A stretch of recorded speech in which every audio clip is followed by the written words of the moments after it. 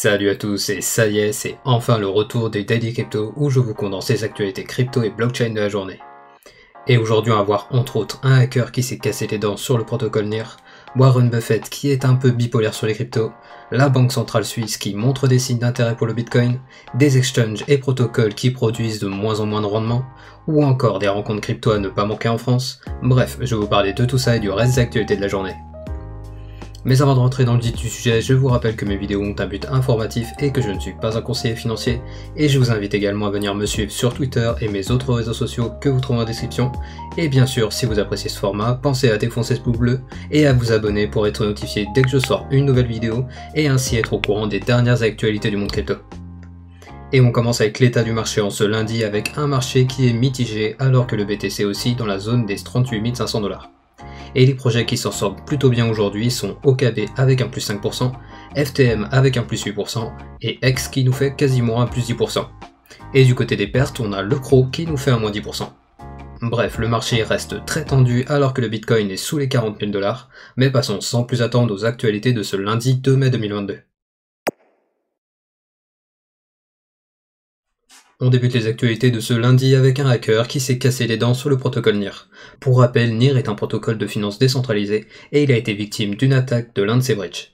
Et en gros, l'attaque a consisté à produire un faux contrat qui devait devenir un relais du pont pour ainsi siphonner les transactions passant par là. Mais voilà, ce type d'attaque est désormais bien connu des développeurs et l'architecture du protocole NIR a permis d'empêcher automatiquement l'attaque et de faire perdre 2,5 ETH à l'attaquant en passant. Bon, alors que ces derniers mois on a eu de nombreuses attaques sur des bridges qui font la jonction entre les différentes blockchains, comme par exemple le hack du pont du réseau Ronin qui avait vu la perte de 620 millions de dollars il y a tout juste quelques semaines, il se pourrait bien que ces attaques deviennent de plus en plus difficiles à mesure que les développeurs font évoluer les smart contracts qui régissent ces bridges.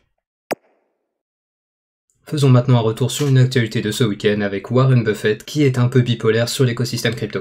En effet, il a déclaré que le Bitcoin ne produisait rien et qu'il n'avait pas d'utilité, et que par conséquent il n'en voudrait pas même si on lui proposait la totalité des Bitcoins en circulation pour 25 $. Et son raisonnement est que selon lui, le Bitcoin ne produit rien, au contraire de par exemple un appartement qui délivrerait un loyer ou une ferme qui produit la nourriture. Bref, publiquement, Warren Buffett est toujours crypto-sceptique, mais je vous rappelle qu'en février dernier, sa société Berkshire Hathaway avait investi 1 milliard de dollars dans la banque brésilienne qui se nomme Nubank, qui avait fait l'acquisition d'une plateforme de trading qui propose un ETF Bitcoin. Donc on voit que, publiquement, les positions de Warren Buffett sont plutôt radicales, mais d'un point de vue investissement, la société Berkshire Hathaway cherche à s'exposer au secteur crypto. Pendant ce temps, en Suisse, on a la banque centrale du pays qui a lâché une petite bombe.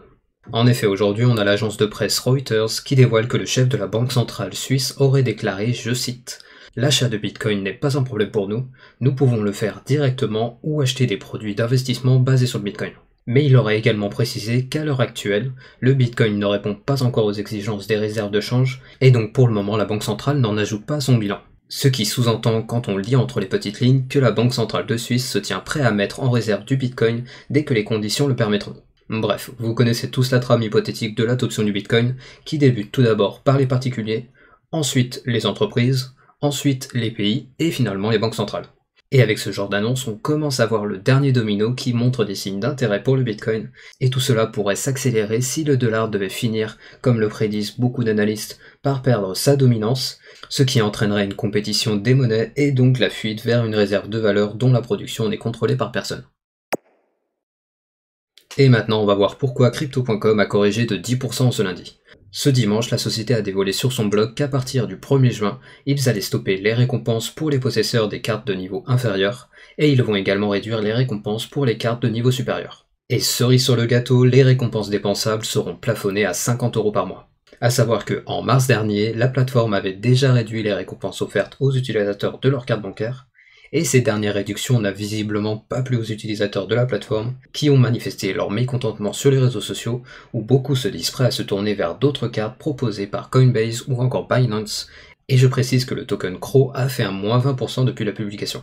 Et pour justifier ces baisses de récompenses, la plateforme a expliqué que cette décision a été difficile à prendre, mais qu'elle était nécessaire pour des questions de durabilité de l'entreprise.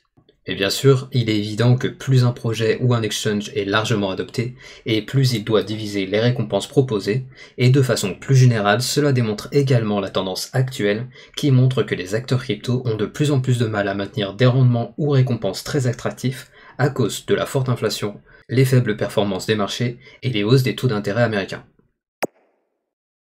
Et d'ailleurs, en parlant de projets qui ont du mal à maintenir les hauts rendements, on a Encore Protocol qui annonce également une réduction de ses rendements. Et pour rappel, Encore Protocol est la plus grosse plateforme DeFi de l'écosystème de Terra, et il est actuellement en 3e position en termes de total de valeur bloquée, avec l'équivalent de 16,65 milliards de dollars. A savoir que cette baisse fait suite à la mise en place d'un système de taux d'intérêt dynamique qui a été validé par les utilisateurs en mars dernier, et concrètement, ce taux d'intérêt dynamique a pour objectif de faire varier tous les mois les taux d'intérêt en fonction des réserves.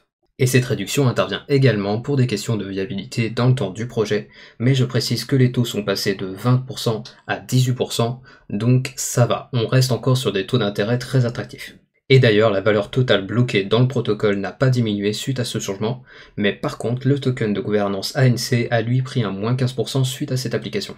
Bref, vous l'avez compris, les exchanges et protocoles deviennent de moins en moins généreux à cause de la période actuelle qui est un peu compliquée d'un point de vue économique.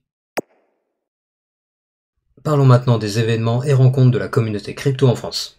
Tout d'abord, nous avons la Surfing Bitcoin de Biarritz qui vient d'ouvrir sa billetterie ce week-end. Et pour ceux qui ne connaissent pas, il s'agit d'un événement avec des conférences et des rencontres pour échanger sur le secteur crypto, et tout ça va se dérouler sur 3 jours à Biarritz le 25, 26 et 27 août. A savoir que je serai présent sur les 3 jours, donc n'hésitez pas à venir me dire si vous venez. Et du côté de la Bretagne, je vous rappelle qu'il y a le collectif Brest Bitcoin qui organise sa rencontre mensuelle au bar Le Hangar à Rennes ce mardi 3 mai à 19h30. A savoir que ces rencontres se font tous les premiers mardis de chaque mois et je serai sûrement présent à la rencontre du début du mois d'août. Et on finit les actualités du lundi avec le flash du jour. Tout d'abord, d'après Ark Invest, le nombre de wallets digitales aurait dépassé le nombre de comptes chez JP Morgan. Ensuite, on a la fondation Wikimedia qui gère entre autres l'encyclopédie Wikipédia qui annonce officiellement la fin des dons en crypto utilisant le Proof of Work suite à un vote de 234 contre 94 voix. Et finalement, à New York, on a le club de fitness de luxe Equinox qui va accepter les paiements en crypto-monnaie et je précise que dans ce club, la cotisation mensuelle s'élève à 250 $ par mois. Et ainsi se finit le Daily Crypto du lundi. Je vous rappelle que je publie ces vidéos du lundi au samedi et les récaps crypto tous les dimanches. Et si vous ne savez pas ce qui s'est passé sur ma chaîne la semaine dernière, je vous invite à aller voir la vidéo explicative que je vous mets en description.